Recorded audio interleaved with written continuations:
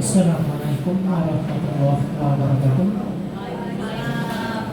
Alhamdulillah, alhamdulillahirabbil alamin. Wassalatu wassalamu ala asyrofil anbiya'i wal mursalin wa ala alihi washabihi ajmain. Amma ba'd. Asyhadu an la ilaha illallah wa asyhadu anna Muhammadar Rasulullah. Bapak Ibu yang dirahmati Allah, marilah kita panjatkan puji syukur kepada Allah Subhanahu wa taala karena atas nikmatnya lah kita bisa berkumpul dalam rangka pembahasan makalah dengan judul permasalahan operasi di Indonesia. Dan tak lupa kita kirimkan selawat serta salam kepada Nabi besar Muhammad SAW, para keluarga sahabat dan pengikut akhir zaman.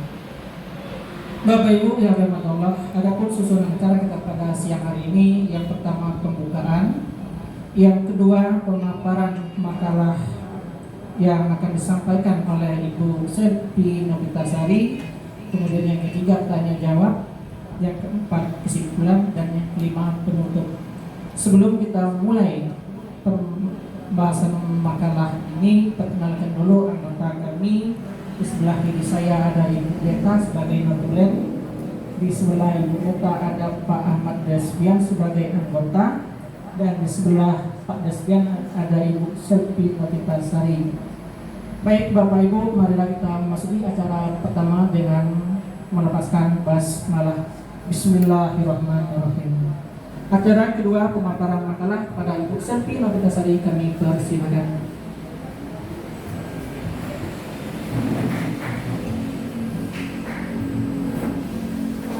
Assalamualaikum warahmatullahi wabarakatuh. Baiklah, di sini saya akan memaparkan makalah yang berjudul Permasalahan Koperasi di Indonesia. Sudah kita ketahui bahwa koperasi adalah badan usaha mengorganisasi pemanfaatan dan penyalahgunaan sumber daya ekonomi para anggotanya atas dasar prinsip-prinsip koperasi dan kaidah usaha ekonomi untuk meningkatkan taraf hidup anggota, pada khususnya kepada masyarakat daerah kerja pada umumnya. Terus di sini prinsip koperasi terbaru yang dikembangkan International Cooperative Alliance, yaitu di sini ada keanggotaan yang bersifat terbuka dan sukarela, itu yang pertama. Dan yang kedua ada pengelolaan yang demokratis. Dan yang ketiga ada partisipasi anggota dalam ekonomi dan kebebasan dan otonomi. Dan yang terakhir ada pengembangan pendidikan, pelatihan dan informasi. Prinsip koperasi menurut Undang-Undang Nomor 25 Tahun 1992 antara lain adalah keanggotaan bersikap sukarela dan terbuka, dan pengelolaan dilakukan secara demokratis, pembagian usaha dilakukan secara adil sesuai dengan jasa usaha masing-masing, dan pemberian balas jasa yang terbatas terhadap modal, lalu kemandirian, pendidikan perkoperasian, dan yang terakhir kerjasama antara koperasi. Di sini juga kita membahas tentang arti lambang koperasi, yaitu di sini ada lambang koperasi di Indonesia dalam bentuk gambar bunga, yaitu memberi kesan akan perkembangan dan kemajuan terhadap perkoperasian di Indonesia, mengandung makna bahwa koperasi di Indonesia itu harus selalu berkembang, cemerlang, berwawasan variatif dan inovatif. Dan yang kedua, lambang koperasi Indonesia dalam bentuk gambar melambangkan arah mata angin yang mempunyai maksud koperasi Indonesia, yaitu sebagai gerakan koperasi di Indonesia yang menyalurkan aspirasi dan sebagai dasar perekonomian nasional yang bersifat kerakyatan. Terus lambang koperasi Indonesia dalam bentuk teks koperasi Indonesia, yaitu memberi kesan dinamis, modern, menyiratkan kemajuan untuk terus berkembang. Dan yang terakhir ada lambang koperasi Indonesia yang berwarna pastel, stempel yang memberi kesan sekaligus berwibawa. Itu merupakan lambang-lambang dari koperasi. Terus di situ ada bentuk dan jenis koperasi. Yang pertama itu ada koperasi pembelian atau pengadaan, yaitu koperasi yang menyelenggarakan fungsi pembelian atau pengadaan barang dan jasa untuk memenuhi kebutuhan anggota sebagai konsumen akhir. Dan yang kedua ada koperasi penjualan atau pemasaran, yaitu koperasi yang menyelenggarakan fungsi distribusi barang atau jasa yang dihasilkan oleh anggotanya. Dan yang ketiga ada koperasi produksi, yaitu koperasi yang menghasilkan barang dan jasa di mana anggotanya bekerja sebagai pegawai atau karyawan koperasi tersebut. Dan yang terakhir itu ada koperasi jasa, adalah koperasi yang menyelenggarakan pelayanan jasa yang dibutuhkan oleh anggotanya, misalnya simpan pinjam, asuransi anggota, dan sebagainya. Setelah ada bentuk koperasi, yang terakhir ada jenis koperasi berdasarkan tingkat dan luas daerah kerja. Yang pertama ada koperasi primer, yaitu koperasi yang minimal memiliki anggota sebanyak 20 orang perseorangan. Itu koperasi primer. Terus di situ ada koperasi sekunder, adalah koperasi yang terdiri dari gabungan badan-badan koperasi serta memiliki cakupan daerah yang sangat luas dibandingkan dengan koperasi primer. Dan ada pula koperasi pusat, yaitu beranggotakan paling sedikit 5 koperasi primer. Gabungan koperasi, yaitu koperasi yang anggotanya memiliki tiga pusat, yaitu ada induk koperasi. Dan yang terakhir jenis koperasi menurut status keanggotaannya, ada koperasi produsen dan koperasi konsumen.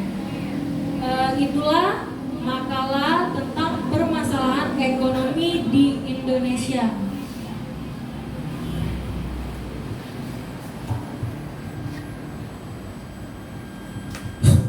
Terima kasih kepada Ibu Selvi Novitasari yang telah memaparkan permasalahan koperasi di Indonesia. Baik Bapak Ibu, untuk sesi pertama ini kami buka pertanyaan dengan 2 pertanyaan.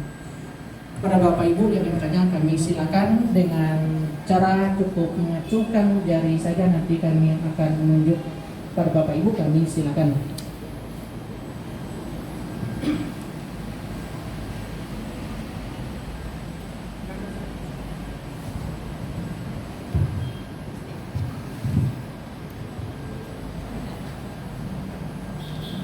Assalamualaikum warahmatullahi wabarakatuh.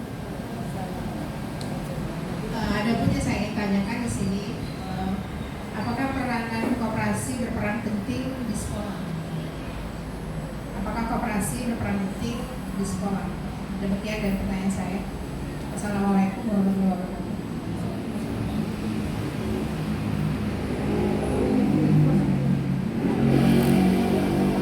Baik, Assalamualaikum warahmatullahi wabarakatuh.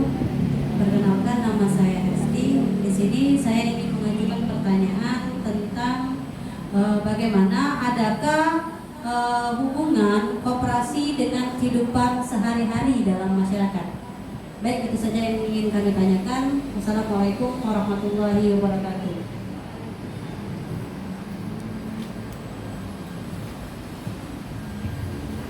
Terima kasih kepada Ibu Sri dan Ibu Nesti yang telah melemparkan pertanyaan pada anggota dan anggota yang lain. Kami silakan untuk menjawab.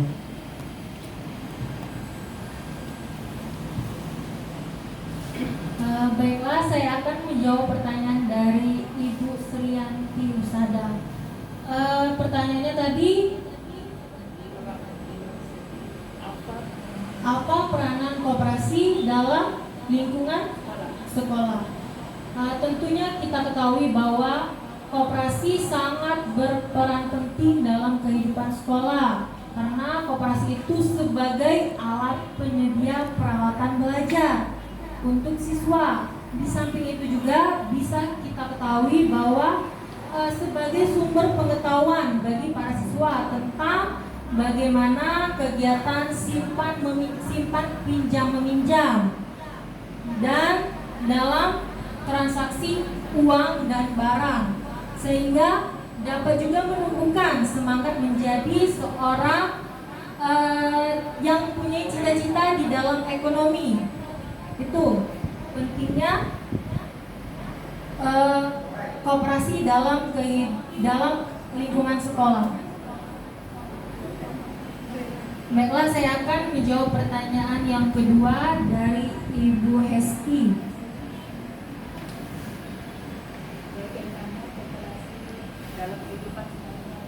Bagaimana koperasi dalam kehidupan bagaimana hubungan koperasi dalam kehidupan sehari-hari?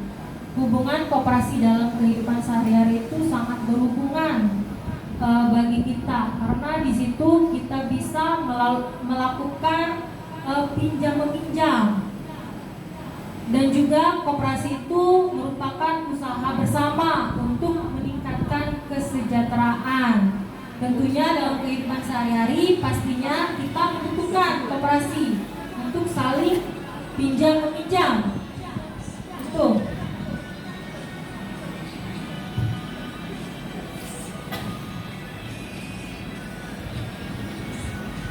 Baik, terima kasih pada Ibu Serti Nurlitasari. Bagaimana Ibu Lesti dan Ibu Sri, bisa diterimakah jawaban dari kami? Ibu Sri bisa diterima, Bu Sri? Jawaban dari kami bisa? Alhamdulillah, terima kasih. Baik Bapak Ibu, demikian pemaparan makalah. Untuk yang selanjutnya, kesimpulan dari permasalahan operasi finansial yang akan saya sampaikan sendiri. Jadi kalau kita lihat masalah operasi itu di dalam kehidupan sehari-hari itu memang penting. Salah satunya seperti yang disampaikan oleh Ibu Nurlitasari tadi, untuk simpan pinjam. Nah, kalau kita pacak nyimpan di situ, berarti kita sudah ada simpanan yang pacak domain. Dan juga kita pacak pinjam kalau memang ada kecil duit. Untuk apa? Untuk memenuhi kehidupan kita sehari-hari. Karena yang namanya manusia pasti butuh yang namanya sandang, pangan, dan papan. Badan sehat, baju baru, kalau udah makan tidak pacak. Makan rendang, makan ayam, tidak berbaju, tidak pacak. Makan ayam, baju baru, ganti rumah, tidak pacak.